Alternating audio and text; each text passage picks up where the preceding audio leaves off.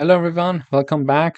In this video, we are going to learn how to measure the length of a list.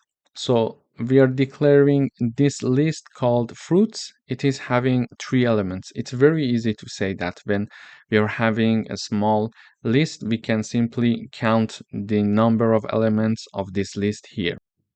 However, if we are having a very large list that is containing like 200, 300 elements, it's very hard to uh, check the length of the list manually and start like saying, okay, 1, 2, 3, 4, 5, etc. Therefore, we have a reserved function in Python called len and parentheses that is going to return the number of items in a list. So let me give you an example. We are having this list here, and in order to measure the length of the list, I'm printing out the len function, and in the parentheses, I'm putting the fruit. So basically, the function is this fruits.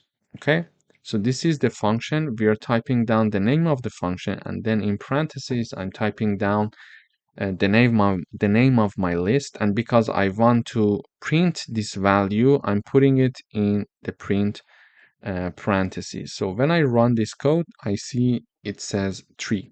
So in this video, we learned how to use the len function to know the number of items in a list. Thank you for watching.